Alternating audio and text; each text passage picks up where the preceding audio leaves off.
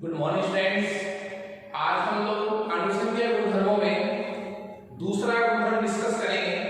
पहला गुणधर्म हमारा था विलियम के वाष्प दाब में आपेक्षिक अवलंबन। उस बात को मैं आपको वापस से रिवाइज करवाना चाहूंगा कि जब अवाष्पशील विलेय पदार्थ को विलायक में मिलाते हैं, शुद्ध विलायक में, तो बनने वाले विलयन का वाष्प दाब कम हो जाता है। किसकी तुलना में? शुद्ध विलायक के वाष्प दाब की तुलना में। ओके, तो हमारा दूसरा गुणधर्म जो है वो है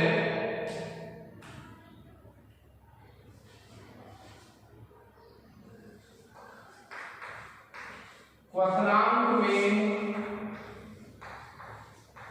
उन्नयन, एवलेशन इन बॉइलिंग पॉइंट। क्वथनांक में उन्नयन, किसके क्वथनांक में उन्नयन?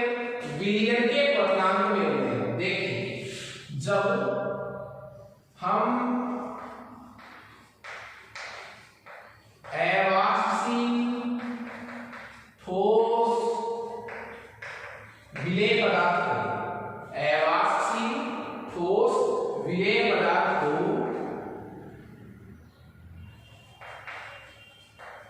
वाष्पशील द्रव विलायक, वाष्पशील द्रव विलायक में जब घोलेंगे तो जो क्या बनेगा?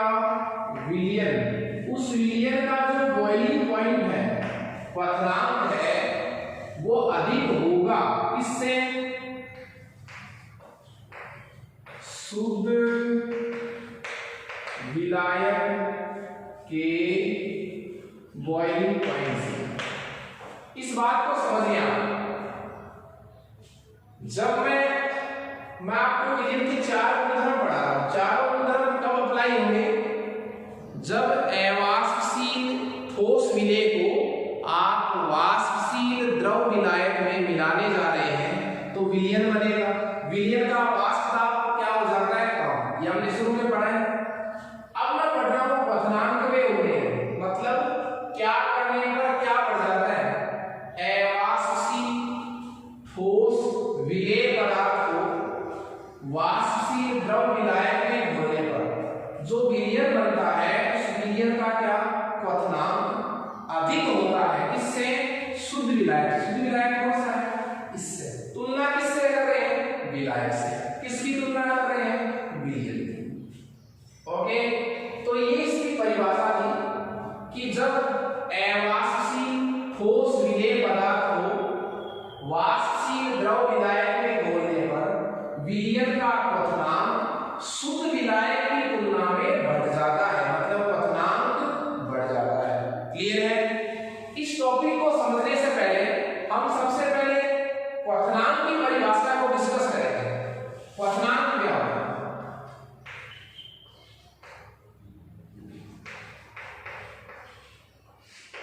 Boiling point. देखिए, बॉइलिंग पॉइंट की सिंपल डेफिनेशन क्या है?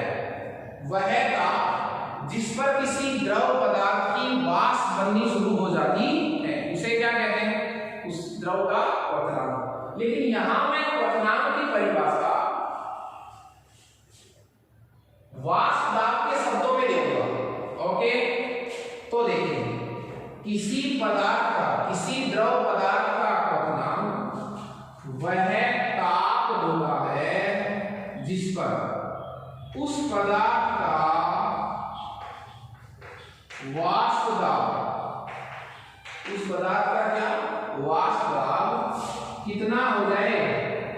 1 वायुमंडलीय दाब के बराबर हो जाए। तो पदार्थ का वाष्प दाब किसके बराबर हो जाए? 1 वायुमंडलीय दाब के बराबर हो जाए। ऐसे ताप को उस पदार्थ का क्या बोलूंगा मैं? क्वथनांक। जैसे एग्जांपल देखिए, फॉर एग्जांपल मैं एग्जांपल ले रहा हूं H2O, शुद्ध H2O। H2O का जो क्वथनांक है, बॉइलिंग पॉइंट है, वो बॉइलिंग पॉइंट अपन कितना मान के चलते हैं? 100 डिग्री सेल्सियस। तो ये 100 डिग्री सेल्सियस H2O का क्या है? क्वथनांक है। मतलब क्या? इससे दो बातें निकल सकती हैं कि 100 डिग्री सेंटीग्रेड जल की वाष्प बननी शुरू हो जाती है। ये सेंस भी निकाल सकते हैं अपन इससे। एक और क्या आप निकाल सकते हैं कि चूंकि जल का क्वथनांक 100 डिग्री सेल्सियस है, इसका मतलब 100 डिग्री सेल्सियस वह ताप है जिस पर जल का वाष्प दाब कितना हो जाता है, 1 atm। तो क्वथनांक की क्या परिभाषा पर नहीं पढ़ रहे हैं, किसी पदार्थ के लिए वह ताप जिस पर उस पदार्थ का वाष्प दाब 1 वायुमंडलीय दाब के बराबर हो जाता है, वह ताप उस पदार्थ का क्या कहलाता है, क्वथनांक कहलाता है।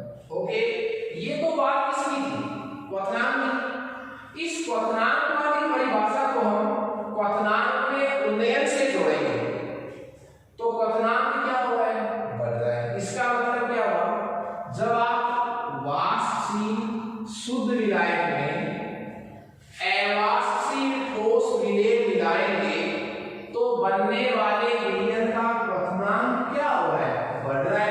किससे, शुद्ध विलायक से। मतलब क्या हुआ कि वाष्प दाब तो कम हो जाता है ना, क्या मिलाने से, अवाष्पशील ठोस मिलाने से। अब वाष्प दाब हो गया कम, हमें वाष्प दाब को कहां तक पहुंचाना है, 1 atm तक पहुंचाना है, तो हमें और क्या करना पड़ेगा, अधिक गर्म करना पड़ेगा। इसका मतलब क्वथनांक क्या हो गया, बढ़ गया। इसका एग्जांपल सुन लीजिए वापस से। ये H2 है, H2 को जब आपने 100 डिग्री सेल्सियस पर क्या किया, गर्म किया, जल को आपने कितने पर गर्म किया, 100 डिग्री सेंटीग्रेड पर, तो इसका वाष्प दाब कितना हो गया, 1 atm। 100 डिग्री सेंटीग्रेड पर जल का वाष्प दाब कितना हो जाता है, 1 atm। इसका मतलब 100 डिग्री सेंटीग्रेड जल का क्या हो गया, क्वथनांक हो गया। ये तो इसकी परिभाषा होगी, तो ये तो साहब 1 atm हो गया। ठीक, अब आप इसी H2O में क्या मिला देते हो,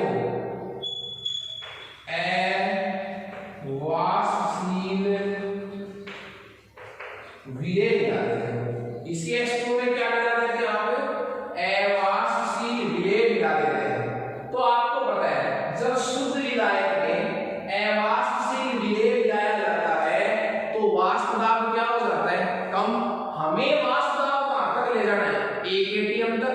तो बताओ 100 डिग्री सेंटीग्रेड से ज्यादा गर्म करना पड़ेगा या कम, ज्यादा। क्यों, क्योंकि अकेले जल का, शुद्ध जल का वाष्प दाब 1 atm तक जाने में कितना ताप चाहिए, शुद्ध जल को 100 डिग्री सेंटीग्रेड चाहिए। शुद्ध जल का वाष्प दाब 1 atm तक जाने के लिए शुद्ध जल को कितना गर्म करना पड़ता है, 100 डिग्री सेंटीग्रेड। ओके, अब हम उसी शुद्ध जल में क्या मिला रहे हैं, अवाष्पशील विलेय मिला रहे हैं। अवाष्पशील विलेय मिलाने से आपने पहले पढ़ा है कि वाष्प दाब क्या हो जाता है, कम।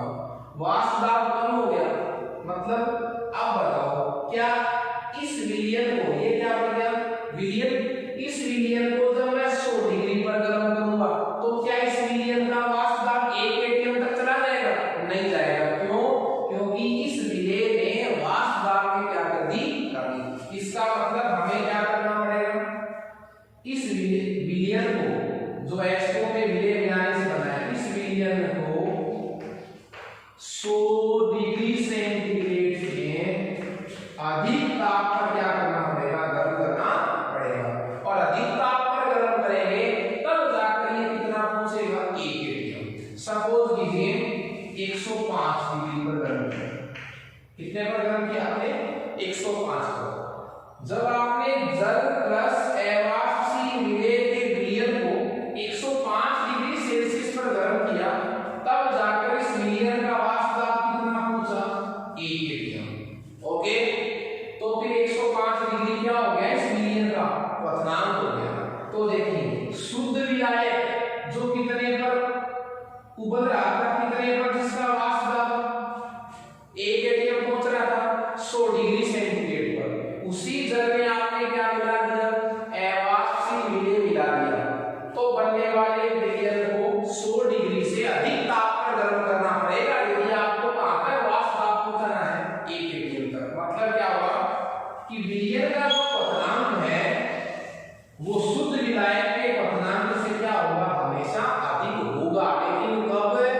जब आप शुद्ध विलायक में अवाष्पशील विलेय मिलाते हैं तब। इसी बात को आप एक बार रिवाइज कर लीजिए।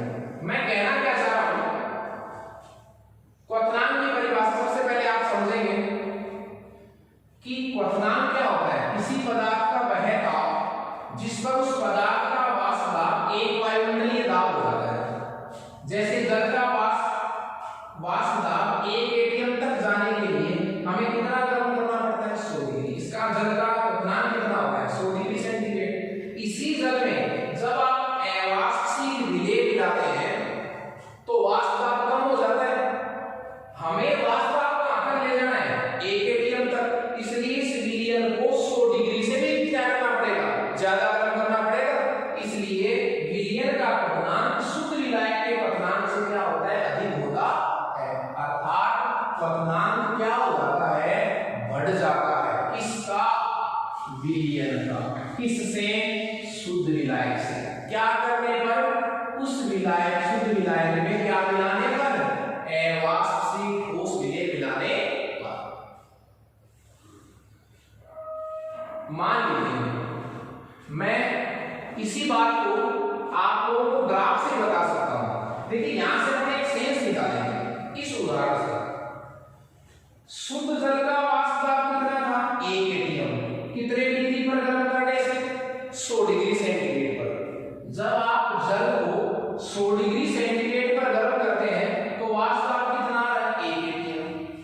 आप उसी जल में जब अवाष्पशील विलेय मिलाते हैं, क्या मिलाते हैं, अवाष्पशील विलेय मिलाते हैं, और उस विलयन को जब आप कितने पर गर्म करेंगे, एक बार 100 डिग्री पर, तो वाष्प दाब 1 atm पहुंच जाएगा क्या, नहीं पहुंचेगा। 1 से क्या पहुंचेगा, कम। मतलब वाष्प दाब में क्या आएगी, कमी। तो वाष्प दाब में क्या आएगी, कमी। वो मैंने क्यों लिखा है, शुद्ध जल का वाष्प दाब 1 atm तक कब पहुंचता है, जब उसको कितना गर्म करते हैं, 100 डिग्री सेंटीग्रेड तक गर्म करते हैं। जैसे आपने शुद्ध विलायक में अवाष्पशील विलेय मिलाया, वाष्प दाब में क्या हुई, कमी। मतलब वाष्प दाब कितना नहीं पहुंचेगा, 1 atm तक नहीं पहुंचेगा, क्योंकि विलेय कैसा है, अवाष्पशील। हमें वाष्प दाब में क्या मिली, कमी। अब हम उस कमी को पूरा कर रहे हैं। हम चाहते हैं कि विलयन का जो वाष्प दाब कम आ रहा है उसको कहां तक पहुंचाना है, 1 atm तक पहुंचाना है। तो हम उसको 100 से क्या करेंगे, अधिक पर गर्म करेंगे। इसका मतलब क्या हुआ, वाष्प दाब में जो कमी आई है उसको हम किससे पूर्ति करेंगे, ताप से। और ये ताप शुद्धि क्या है, बॉइलिंग पॉइंट का, तो डेल्टा। तो यहां से मैं एक बात कह सकता हूं, क्या वाष्प दाब में कमी ताप में अंतर की क्या होती है, समानुपाती होती है। मतलब क्वथनांक में कितना उन्नयन होगा, जितनी वाष्प दाब में क्या होगी, कमी। समझ रहे हैं आप मेरी बात, वापस से रिवाइज कर रहा हूं। आपने शुद्ध जल को कितने पर गर्म किया, 100 डिग्री सेंटीग्रेड पर। कितना वाष्प दाब आया, 1 atm। अब आप उसी जल में अवाष्पशील विलेय मिला रहे हो, 100 डिग्री पर गर्म करो उस विलयन को, तो वाष्प दाब 1 atm तक नहीं पहुंचेगा। मतलब क्या पहुंचेगा, उससे कम। तो वाष्प दाब में क्या होगी, कमी। तो डेल्टा, वाष्प दाब में कमी। अच्छा, जो कमी आई है उसकी पूर्ति करनी है, उसको कहां तक ले जाना है, 1 atm तक ले जाना है। ताप में क्या करनी पड़ेगी, वृद्धि। मतलब क्वथनांक में क्या होगी, वृद्धि। तो वाष्प दाब में जो कमी है वो समानुपाती होती है किसमें, क्वथनांक में वृद्धि। ओके, इसी सेंटेंस को अपन ग्राफ में भी समझेंगे। देखिए, वाष्पशील द्रव विलायक, जिसको मैं शुद्ध विलायक कह रहा हूं, उसके क्वथनांक को क्या मानकर चलूंगा मैं, TB0। T टेम्परेचर है बॉइलिंग का, नोट का मतलब है शुद्ध विलायक का। शुद्ध विलायक का क्वथनांक क्या लेकर चलूंगा, TB0। विलेय मिलाने का जो विलयन बना है उसका क्वथनांक क्या लेकर चलूंगा, TB। तो बताइए कौन सी वैल्यू ज्यादा है, शुद्ध विलायक का क्वथनांक ज्यादा होता है कि विलयन का क्वथनांक ज्यादा होता है, विलयन का। तो कितना क्वथनांक बढ़ा, TB विलयन का minus TB0 is equal to क्या हो जाएगा, ये डेल्टा। बात समझ में आ रही है? शुद्ध विलायक का क्वथनांक Pb नॉट, विलयन का क्वथनांक Pb, वैल्यू कौन सी ज्यादा है? विलयन का क्वथनांक ज्यादा होता है शुद्ध विलायक से, इसलिए Pb में से Pb नॉट को मैंने क्या कर दिया? माइनस। हम इसी बात को, कौन सी बात को? एक तो ये वाली समीकरण और एक ये वाली समीकरण हम ग्राफ में भी रिप्रेजेंट करेंगे।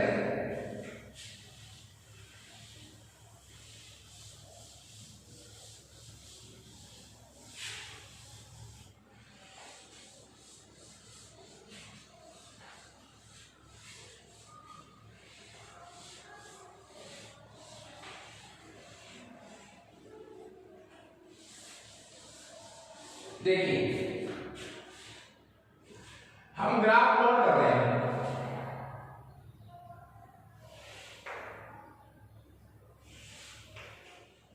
इधर मैं लेकर चलूंगा टेम्परेचर को और इधर मैं लेकर चलूंगा वाष्प दाब। ठीक है, मैं दो ग्राफ खींच रहा था, यहां तक की वैल्यू मैंने कितनी मान ली? 1 atm। इधर मैं वाष्प दाब को लेकर चल रहा हूं, इस एक्स पर क्या लिया मैंने? टेम्परेचर, और यहां तक की वैल्यू कितनी मानकर चल रहा हूं मैं? 1 atm। जिस पदार्थ का वाष्प दाब 1 atm तक चला जाएगा, उस टेम्परेचर को मैं उस पदार्थ का क्या बोलूंगा? क्वथनांक। मैं दो ग्राफ लिया है, मुझे ये नहीं मालूम कि कौन शुद्ध विलायक का ग्राफ है, कौन विलयन का है। ओके, 1 atm तक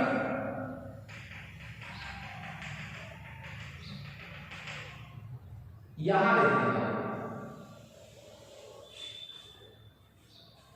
और इसके पैरेलल।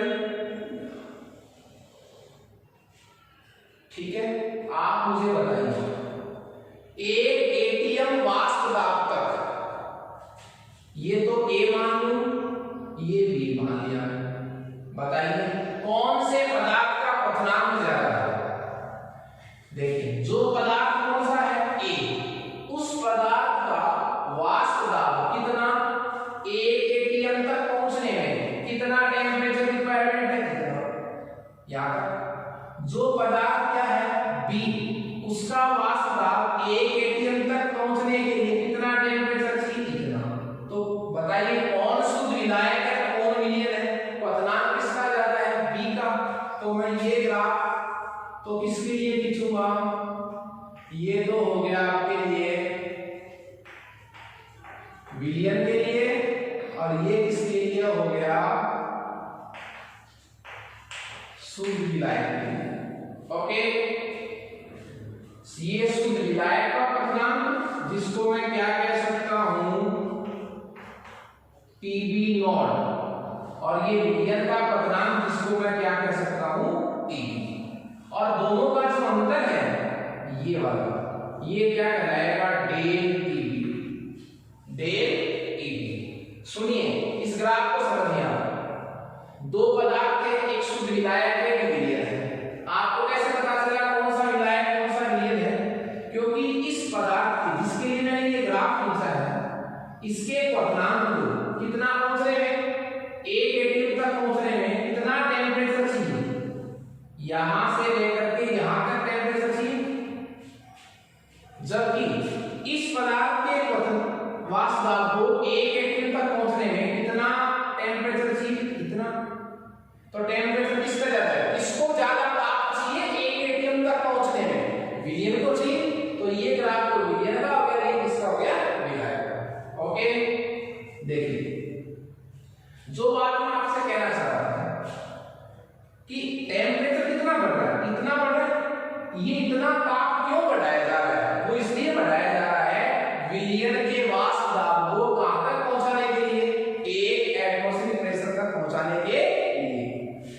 मैं इस बात को आपको पहले ही बता चुका हूं कि जब हम शुद्ध विलायक का वाष्प दाब 1 atm तक पहुंचाने में मान लो कितने डिग्री सेल्सियस चाहिए टेम्परेचर?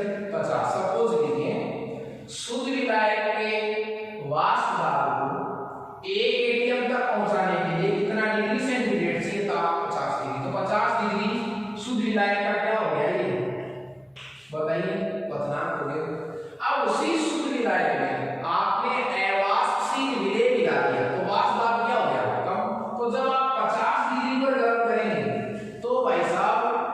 वाष्प दाब कितना नहीं आएगा, 1 atm तक नहीं पहुंचेगा। आपको 50 से क्या करना पड़ेगा, तेज गर्म करना पड़ेगा, ताकि एटीएम जो प्रेशर है वो कितना तक पहुंच जाए, 1 तक। इसका मतलब जो वाष्प दाब में क्या आई थी, कमी हो गई थी, उसको 1 atm तक पहुंचाने के लिए आपने टेम्परेचर बढ़ाया, तो डेल टीबी समानुपाती किससे हो गया, डेल टीबी।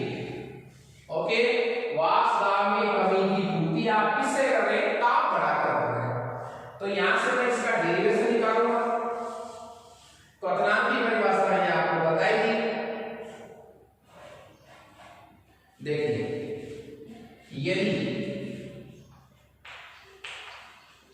यदि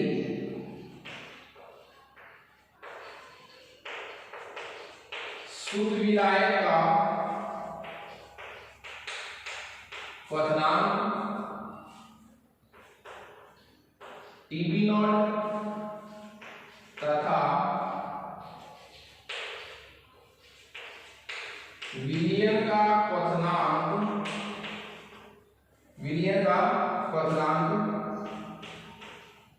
टीबी हो, तो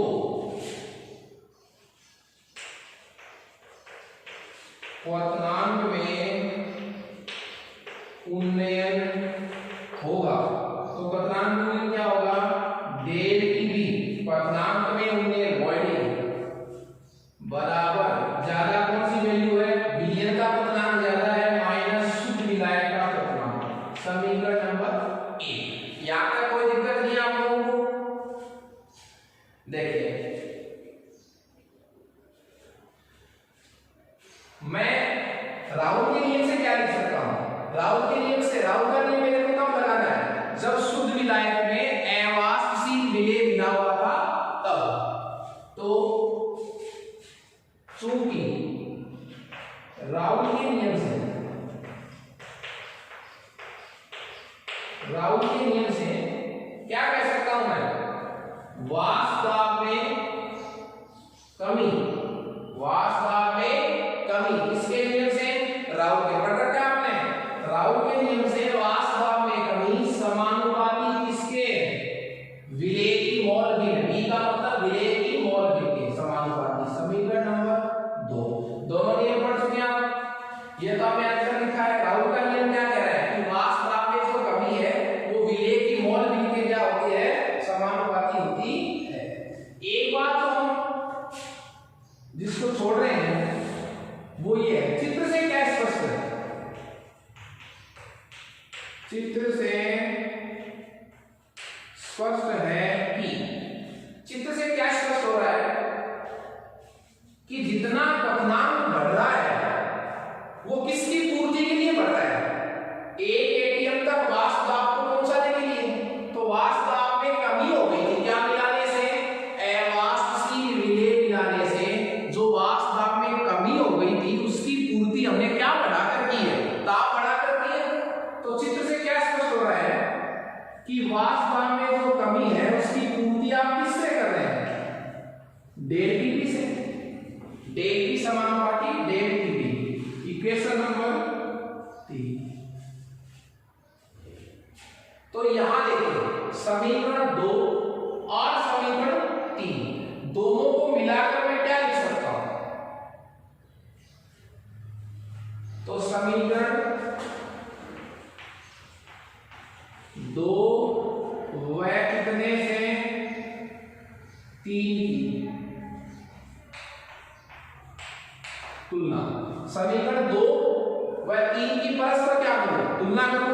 देखिए समीकरण 2 क्या है, समीकरण 2 डेल पी समानुपाती किसके है, एक्स बी के, और समीकरण 3 में क्या है, डेल पी समानुपाती किसके है, बोलिए, डेल टीबी के। तो समीकरण 2 व 3 की क्या कीजिए आप, तुलना कीजिए साहब। तो यहां से मैं लिख सकता हूं डेल टीबी समानुपाती x B, equation number 4। Del P समानुपाती एक्स बी है और डेल पी समानुपाती है डेल टीबी है, तो डेल टीबी किसके समानुपाती होगा, एक्स बी के। डेल टीबी समानुपाती का साइन राइट आप क्या लगा लिया, नियतांक के डॉट समीकरण नंबर 5। यहां x भी क्या है, x भी है विलेय की मोल विधि। b का मतलब विलेय, a का मतलब विलायक, x का मतलब मोल विधि, b विलेय की क्या है, मोल विधि। अब हम क्या कर सकते हैं, चूंकि xb का फॉर्मूला क्या होता है, xb का फॉर्मूला क्या होता है, xb का मतलब विलेय की मोल विधि, और जिसकी भी मोल विधि निकालनी पड़ती है उसके लिए क्या फॉर्मूला होता है, उसकी खुद की मोल बटा टोटल मोल। तो विलेय के मोल को क्या मैं कह दूंगा, Nb बटा टोटल मोल, विलायक के मोल प्लस विलेय के मोल।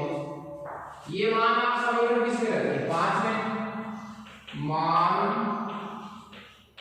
समीकरण 5 में रखने पर रखिए तो डेल टीबी बराबर के डॉट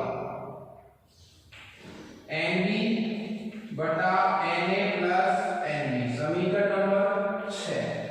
आपको पता है ये सब नियम तनु विलीनों के लिए लागू हो रहे हैं। तो चूंकि तनु विलीन के लिए, तनु विलीनों में विलेय की मात्रा क्या होती है, कम, विलेय के मोल क्या होते हैं, कम, इसलिए Nb बहुत कम होता है Na से। तनु विलीनों के लिए विलेय के मोलों की संख्या बहुत कम होती है विलायक के मोलों से। तो इसलिए हर के पद में किसको नगण्य मानने पर, Nb को नगण्य मानने पर, मैंने आपको पहले ही बताया था आप अकेले Nb को नगण्य नहीं मान सकते, किसी की तुलना में नगण्य मानेंगे। तो Nb को नगण्य नहीं माना, इस वाले को, अंश वाले को, हर वाले को क्यों माना है, क्योंकि Na का मान बहुत ज्यादा है, Nb का मान बहुत कम है, इसलिए हमने योग जब किया तो Nb की वैल्यू को क्या मान लिया, नगण्य मान लिया। समीकरण कितने से, 6 से, समीकरण 6 से। तो बोलिए del TB is equal to K dot Nb बटा Na, इक्वेशन नंबर 7। ठीक है, Nb बटा Na, Na और Nb क्या है, विलेय विलायक के मोल। तो चूंकि Nb की जगह मैं क्या रख सकता हूं, Nb का मतलब विलेय के मोल, तो बोलिए विलेय की ग्राम्य मात्रा बटा विलेय का अनुभार। चूंकि Na की वैल्यू क्या होगी, विलायक के मोल की वैल्यू क्या होगी, विलायक का द्रव्यमान बटा विलायक का अनुभार। मान समीकरण किसमें, 7 में रखने पर, Na और Nb में मान आप समीकरण किसमें रखिए, 7 में रखिए। तो डेल टीबी के dot WB upon MB WA dot MA, equation number 1। देखिए K क्या है, नियतांक है, और Na का मतलब क्या हुआ, विलायक का अनुभार। विलायक तो फिक्स है, 5 प्रकार के आप विलायक विलियन है, उसमें विलायक क्या रखेंगे आप, X2 विलेय क्या रखेंगे, विलेय चेंज कर सकते हैं। तो क्वथनांक के होने का जब टेस्ट करेंगे तो विलायक आपको क्या करना पड़ेगा, फिक्स, जैसे दर्द का जल का अनुभार क्या होगा, फिक्स होगा 18। इसलिए चूंकि मैं कह सकता हूं विलायक का अनुभार नियत होता है, विलायक का अनुभार नियत होता है। अतः एक नियतांक तो कौन सा था, K, और एक Na। तो K गुणा Na के स्थान पर एक नया नियतांक क्या लेने पर, Kb, लेने पर केवी ने निकाल क्या लिया मैंने केवी लिया तो बोलिए डेट टीवी बराबर KV dot W B upon M B गुणा डब्ल्यू ए। ये एक समीकरण आया। समीकरण नंबर कितना दोस्तों 9। मैंने नियतांक ए और विलायक के अनुभार एम के साथ में नया नियतांक क्या ले लिया केवी। मैं केवी को डिफाइन करूंगा यहां। केवी एक क्या है नियतांक है और इस नियतांक की परिभाषा क्या होगी मोलर क्वथनांक उन्नयन स्थिरांक। मोलर क्वथनांक उन्नयन स्थिरांक केवी। और इसकी इकाई को हम बाद में डिस्कस कर लेंगे। तो यहां से मैं अब देखिए ये क्या सेंटेंस है। डब्ल्यूबी का मतलब क्या होता है विलेय की मात्रा, एमबी का मतलब विलेय का अनुभाग। तो ये पूरा सेंटेंस क्या हो गया साहब विलेय के मोल हो गए, विलेय की ग्राम्य मात्रा बटा विलेय का अनुभाग। नीचे क्या लिखा है विलायक की मात्रा और ग्रामों में है। यदि हम इसको किलोग्राम मान लें, यदि हम इसको क्या मान लें किलोग्राम, तो ये मोलता बन जाएगी क्योंकि किसकी मात्रा को WA की मात्रा को केवी में लेने पर WA क्योंकि यहां ग्रामों में है, मैं इसको किसमें चेंज कर रहा हूं केजी में, तो बटा क्या लिखूंगा 1000 से डिवाइड करूं 1000 का चला जाएगा ऊपर। तो सेंटेंस सूत्र क्या हो जाएगा डेढ़ टीवी बराबर KV into WB MB WA into 1000। अब यहां पर WA किलोग्राम में है, यहां WA ग्रामों में है। ओके ये एक सूत्र आ गया है। समीकरण नंबर 10।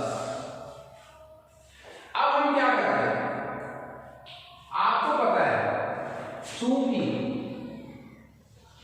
WB बटा MB गुणा WA इंटू 1000 ये क्या है मोलरता। ये क्या है मोलरता। मोलरता कैसे विलेय के मोल विलायक की ग्राम्य मात्रा बटा विलेय का अनुभाग, विलेय के मोल बटा विलायक का द्रव्यमान किसमें केजी में। तो ये सेंटेंस क्या बन गया मोलरता बन गया। तो मैं समीकरण 10 से क्या हो जाएगा डेढ़ टीवी बराबर केवी डॉट एम। समीकरण नंबर 11 देखो डेढ़ टीवी बराबर केवी डॉट एम। एम क्या है मोलरता। समीकरण 11 से मैं ये भी तो कह सकता हूं डेढ़ टीवी समानुपाती स्मॉल एम। मतलब क्या हुआ विलयन के क्वथनांक में उन्नयन मोलरता के समानुपाती होता है। क्लियर है। किसी शुद्ध वाष्पशील विलायक में अवाष्पशील विलेय मिलाने पर विलयन के क्वथनांक में होने वाला उन्नयन विलयन की मोलरता के क्या होता है समानुपाती होता है। ओके मैं समीकरण 11 से केवी का मात्रक निकाल सकता हूं। समीकरण 11 से किसका मात्रक केवी का मात्रक निकाल सकता हूं इसी सूत्र से। तो क्या आ जाएगा केवी बराबर डेढ़ टीवी अपॉन एम। देखिए डेढ़ टीवी क्या है ताप में अंतर, ताप का मात्रक क्या होता है केवी बटा एम क्या है मोलरता। मोलरता का मात्रक क्या होता है साहब मोल प्रति केजी। क्यों तो कुल मिलाकर मात्रक क्या आ गया केल्विन केजी प्रति मोल। ये इसका मात्रक है, किसका? Ab का। Ab क्या है? मोलर क्वथनांक उन्हें स्थिरांक, तो केल्विन Ag प्रति मोल। ओके, देखिए क्वथनांक